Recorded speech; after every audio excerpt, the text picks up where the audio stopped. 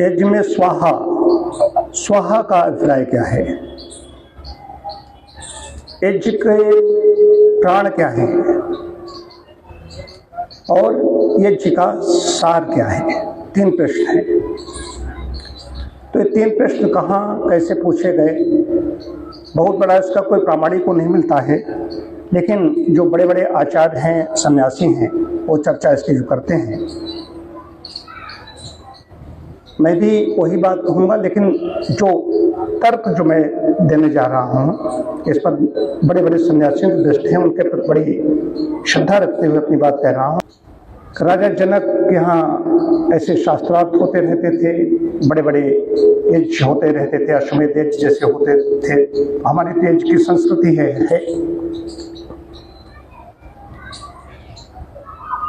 तो उसमें कई आचार्यों ने कहा है कि महर्षि उद्दालक सबको निमंत्रण दिया गया। उस समय भारत हमारा होता है अखंड, जो आज तितर बितर हो गया, कई टुकड़ों में बट गया है, उस समय को भारत उस काल का। तो सब बड़े बड़े जितने विद्वान थे सबको बुलाया गया, ऋषियों महर्षियों को बुलाया गया। उद्दालक ऋषि को नहीं बुलाया गया। क्यों नहीं बुलाया गया? उद्दालक ऋषि प्रवास में थे कहीं, उनके पास निमंत्रण नहीं पहुंचा। ये चीजें आती हैं। अब यहाँ पर यही चीज मेरी आ रही, जो मेरे दिमाग में बात कौन ही, महर्षि उद्दालक की पुत्री सुजाता थी और उन्होंने उसका विवाह किया था आचार्य काहोड़ के साथ।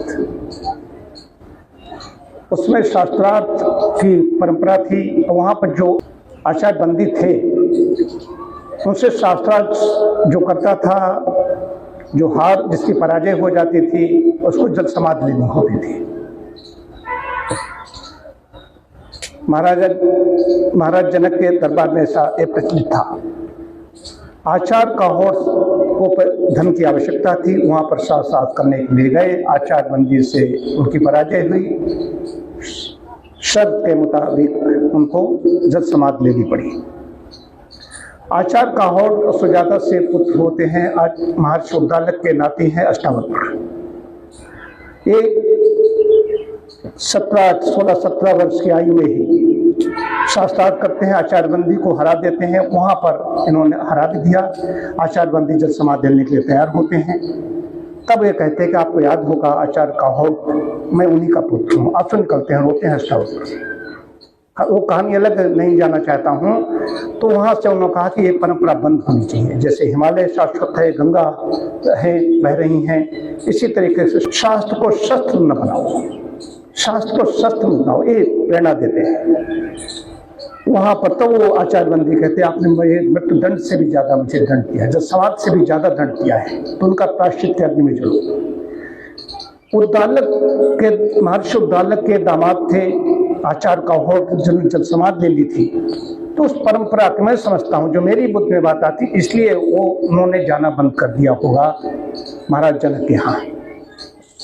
जब उन्होंने जाना बंद कर दिया होगा, इसलिए उनको नहीं बुलाया गया होगा। और इधर अष्टावक्र ने इनकी अनुमति से ही, उनका गुरु का आशीष से हमारे ऊपर पर्याप्त है, इसलिए ये मैंने इसको जोड़ा। कहीं देखोगे किसी वीडियो कहीं पर ये चीज नहीं मिलेगी। ये मेरे दिमाग में बात आई कि स्त्री को क्यों महर्षि उद्दालक क्यों नहीं जाते थे?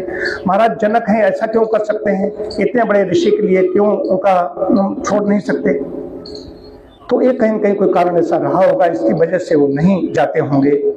उसके बाद में जब ये परंपरा समाप्त हो गई होगी, उसके बाद में उन्होंने बहुत बड़े यज्ञ का आयोजन किया होगा, इसमें सबको बुलाया होगा। तो उनका वो तो आते नहीं, तो संभवतः इसीलिए अपमान करना उद्देश्य नहीं था महाराज जनक का। तो उन्होंने नहीं, तो उनका ऐसे जहाँ पर अनुष्ठान होते हुए वहाँ पर स्वतः चले जाना चाहिए, इसलिए महर्षि उद्दालक स्वयं वहाँ पर पहुंचे होंगे। ये तो भूमिका इतनी आई, ये बता रहे हैं कि कुछ लोग कहते हैं उनको बुलाया नहीं, सब लोग जा रहे थे इसलिए चल पड़े।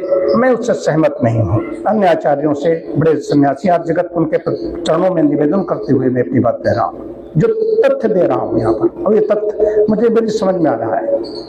जब ये अष्टावक्र में वहाँ पर परंपरा समाप्त हो गई होगी, उनके जाने के बाद में उनका पुत्र श्वेतकृत भी, अष्टावक्र के मामा भी साथ में गए थे उसमें। तो वो अष्टावक्र यही समझता रहा तुम्हारा शुद्धलक हमारे पिता है, ये हमारा भाई है। जब बाद में उसने पूछा कि माता मुझे बताओ, तब उसको पूरी बात पता चली। तब कहा आचार्यवंदी से शास्त्रार्थ मैं करूंगा। बहुत बड़ी उसकी विमर्शा करनी पड़ेगी। अब आते हैं स्वाहा की बात। अब ये जाते हैं महर्षि याज्ञवल्क्य हैं, वहां पर उसके एज के ब्रह्मा है, एज का ब्रह्मा होता है, यजमान है महाराज जनक है। ये बैठे हुए हैं, विद्वान बैठे हुए हैं, ऋषि महर्षि बैठे हुए हैं। महर्षि शुद्धालक का उसी समय प्रवेश होता है। तब वो कहते हैं कि ठहरो, मेरे पहले 3 प्रश्नों का उत्तर दो।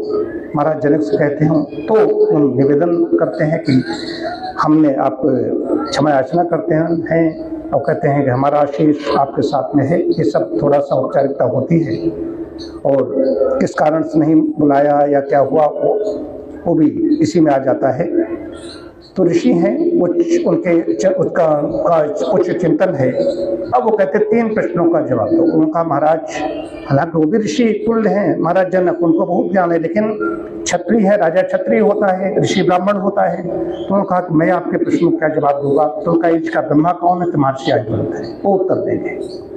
तब यहाँ पर यह संवाद होता है। प्रश्न क्या है? स्वाहा। स्वाहा क्या है? तो स्वाहा में भी जैसे हम अभी स्वाहा बोल रहे थे, अभी मंत्र हमने जो बोले ओम अग्ने स्वाहा, स्वाहा बोला, तो स्वाहा बोलते हैं। एक तो सबसे बड़ी चीज है कि मंत्र का उच्चारण जितनी हम तेज करते हैं, जिसका स्वर ऊंचा नीचा होता है, मंत्र जिस स्वर में हम उच्चारित होता है उससे तेज स्वाहा बोलनी चाहिए। स्वाहा में मूक नहीं बैठना है, स्वाहा में प्रमाद नहीं करना है, आलस नहीं करना है। मंत्र से ज्यादा ध्वनि स्वाहा जब ज्यादा होगी, तेज ध्वनि होगी, ऊंची आवाज में जो हम करेंगे तो है स्वाहा संवाहक, अग्नि संवाहक है। अग्निर्वै देवानाम मुखम, देवताओं का मुख अग्नि है। जैसे हम पत्र लिखते हैं, चिट्ठी लिखते हैं, खत लिखते हैं, खत लिख दे सबरिया के नाम बाबू। अब खाली खत बड़े अच्छे कागज पर रख दिया, बहुत अच्छे पैड पर, बहुत अच्छा कागज है, बहुत अच्छा पेन है, बहुत अच्छी इंक है, लिखा रखा है, पोस्ट ऑफिस में डाला नहीं तो संबंधित व्यक्ति के पास नहीं पहुंचेगा। ठीक वैसे ही अग्नि में हम स्वाहा नहीं कर रहे हैं, तो अलाव जला दो, कहीं रख दो, सुगंध तो फैल रही है। लेकिन स्वाहा किस देवता को ले जा रहा है तो स्टैम्प सारे सब रखकर उस देवता को तुरंत अग्निदेव पहुंचा देते हैं। ये विशेष बात है स्वाहा की। तो स्वाहा क्या है?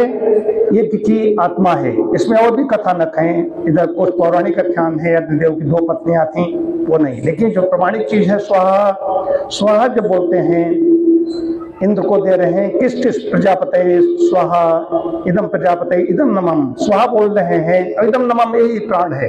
प्राण क्या है? ये समर्पण है, समर्पण कर रहे हैं कि मैं कह रहा हूँ इदम, ये नहीं है मेरा, ये हमारा नहीं है, आपको दे रहा हूँ। हम सब लोग इदम नमम कर रहे हैं, आहुति दे रहे हैं, समर्पण है। स्वाहा तो समर्पण तो संबंधित देवता को पहुंचती है, ये हमारे शास्त्र ऐसा कह रहे हैं।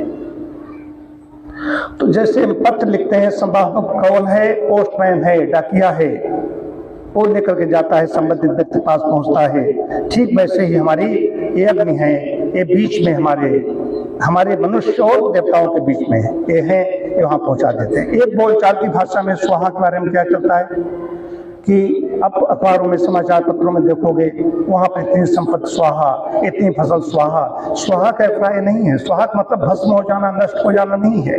वहां पर भले ही उसका अर्थ लेते हो भस्म हो गई, नष्ट हो गई, लेकिन स्वाहा का व्यापक अर्थ है। स्वाहा जब मंत्रों द्वारा हम बोलते हैं, वहां पर मंत्र तो बोलेगा नहीं, यहाँ पर तो ये संबंधित वहां पर पहुंच जाती है। स्वाहा जितने वेग से उच्च सुर में बोलेंगे उतना ही जो आहुति डाल रहे हैं उनको, जो आहुति नहीं डाल रहे हैं, जो उपनीत नहीं है, जो पवित्र धारण नहीं किए हुए हैं, अभी इनका जनेऊ नहीं हुआ है, वो बैठ करके खाली स्वाहा बोल रहे हैं, उनको भी उसका लाभ मिलता है।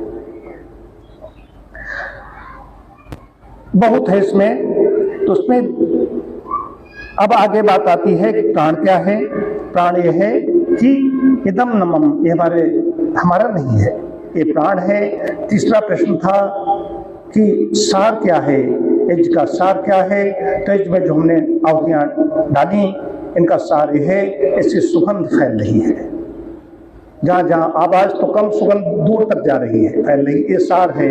तो इससे अभिप्राय क्या है कि हमारी भी सुगंध, हमारे क्रियाकलाप जो है, हम दैनिक जीवन जो कर्म करते हैं, उनकी सुगंध दूर दूर तक पहुंचनी चाहिए।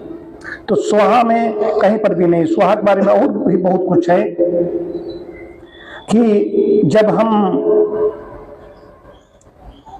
कि देवताओं को तो आहुति देते ही देते हैं, और सूर्यदेव हैं, इनका भी ये अग्नि है जो प्रतिनिधित्व करती है। ये तो है मनुष्य देवताओं के बीच की बात आई।